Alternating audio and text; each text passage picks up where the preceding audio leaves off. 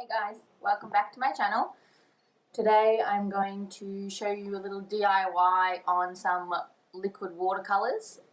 I really wanted to get into them but wasn't sure if I was going to be any good or anything like that, so I didn't want to fork out for proper liquid watercolors. I've seen the Dr. P.H. Martins, I think they are, and they look amazing. However, I just didn't want to spend that here right now when I wasn't quite sure if I was going to be into it at all. So here I'm going to show you a little cheats way of how to get it done yourself with some much cheaper products. So on Amazon I just bought some cute little glass eyedropper jars. They came as a 10 pack and they were pretty cheap, which is good. From Spotlight I also bought a big packet, I think there was 24 in there, of watercolor tubes, and they were only, I don't even think they were $20. They were so much cheaper than if you were to buy all the individual colors of the liquid watercolors. So we're going to jump straight into the video and I'm going to show you how to make them. It's super simple. Most of the ones that I've got here already I've had for over a year and they're still perfectly fine. I'm still using them and there's no problem. So let's get into it. Okay, so I've just got the supplies that I need, not many as you can see. These are the ones that I was talking about when I said I have had some for over a year. The water and the pigment actually separates after it's been sitting there for a little bit, and all you have to do is give it a shake up and it's back to new. These are the glass little canisters that I got from Amazon, which are really good. I love that they're glass, so they don't get all yucky and everything like that and stained from the colour. Here I have a tube of the liquid watercolour. I'm using brown, which is a bit boring, but you never know when you might need it. But as you can see, I've already got all the other colours of the rainbow, so brown it is, I guess. All you need to do, it's so simple, is squirt some of the colour into the jar. Obviously, the more colour that you put in, the more pigmented it's going to be, depending on how much water you add later as well. It looks like I'm squeezing in a lot, but I'm not. I'm just trying to make sure it doesn't get stuck to the edges too much. Makes it a bit easier if it's all in the bottom. Putting the cap back on, and as you can see, it looks like a nice little bit of poo in there. I'm just using my water from my squirty bottle here just because it's easy and on hand. I don't have to go to the kitchen and get a jar of water or anything like that. I'm only going to half fill the jar because I want it quite pigmented. I didn't put a lot of colour in there, so half filling it just means it's just going to have a bit more of a stronger colour. You want to give it a really good shake up and try and get all the pigment going through the water so that we've got no big chunks sitting in the bottom. You don't want to suck them up with a little eyedropper, otherwise we might get it a bit clogged.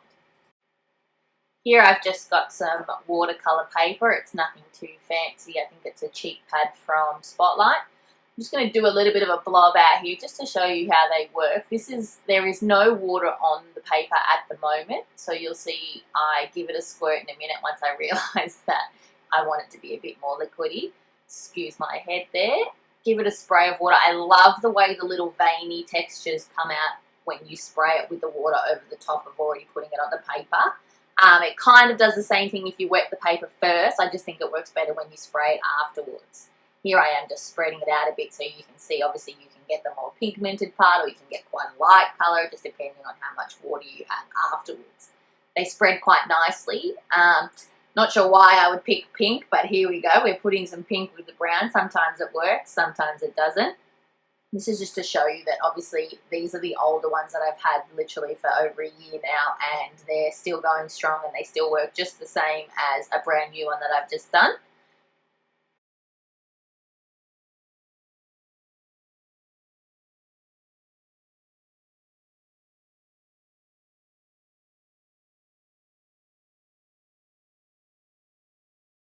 So I thought we would just make a little quick card here.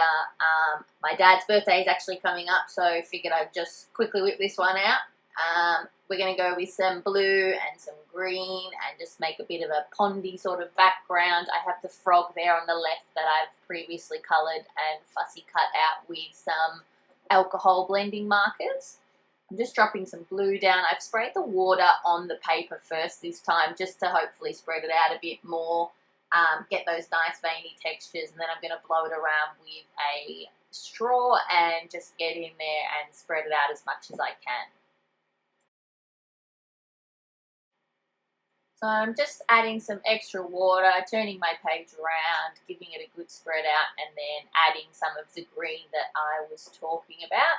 Again, I'm just blowing it around with the straw, trying to get a nice coverage without covering too much. As you can see, I am a messy crafter, so got to stop halfway through and give it a clean up. Just going in with my heat tool here and a paper towel just to blob up some of the parts that are a bit too much pigment down, and I will be drying it the rest of the way with the heat tool here. Just sped it up a bit so we can get through this. Took a little bit longer because I'd added so much water. Once it's dry, I'm going to pack up my area here and get out my cutter and trim it down so it's a bit nicer for a card front. So sometimes I like to just lay my piece of paper on top of the card front and just use a pencil just to mark roughly where I want to cut it. I find it a bit easier to make it more centered when I want to cut from both sides of the piece of paper that I've just decorated. I find it hard sometimes to, if I know it's got to be, say, 4.5 inches or whatever it is going to be, I find it hard sometimes to measure it out and get it where I want it. I end up cutting too much off one side or not the other side. So that way I just find it easier to just put a little bit of a pencil mark and away you go. Here I've got some craft foam, and I bought this from Officeworks in big A3 sheets. It was pretty cheap, and one side actually has adhesive on it, which I find really handy. So I've just peeled back the protective layer, stuck the decorated panel onto it. Now I'm going to cut around it. Excuse me, going off camera. I didn't really pay attention to where I was cutting it.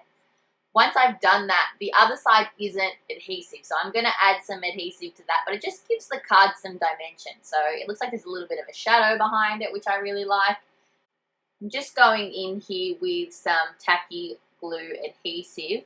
It looks like I'm squeezing really hard on this one, which I am. It's actually quite a really thick glue, which I actually don't mind because it means that it doesn't make the paper really soggy.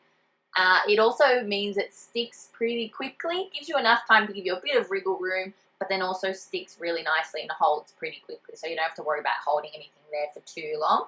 Just done the same with my little froggy there. He's just going to go on flat. I don't think I need more dimension. It's going to be a bit of a pain to get it in an envelope otherwise. I'm going to stick him down, and then we're going to move on to a sentiment, which I'm going to stamp onto a white piece of cardstock.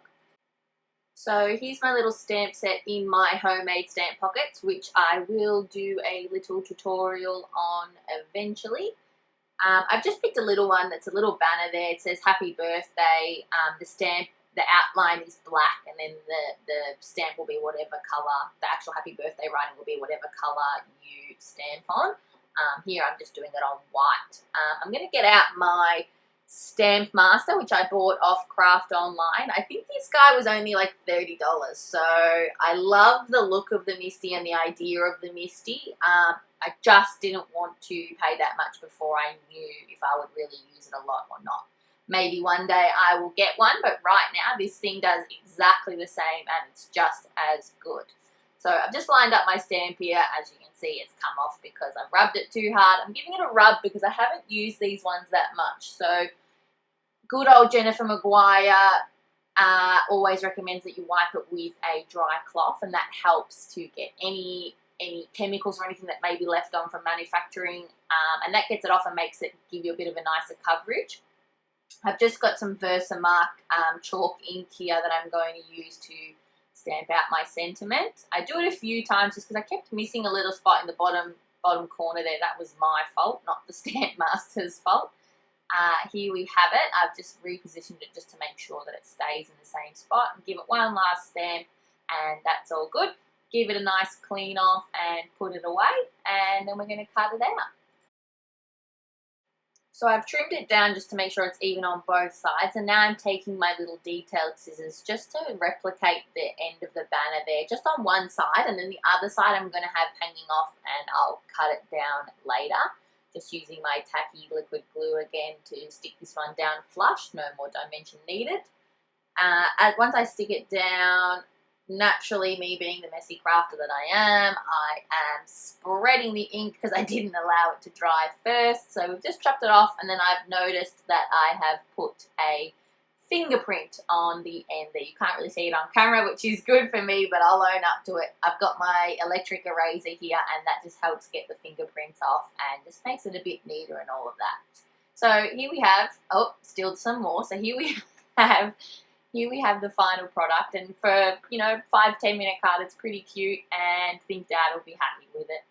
So that concludes it for today, guys. Hope you've learned something, hope you've enjoyed it, hope it was informative for you. You made a cute little card there.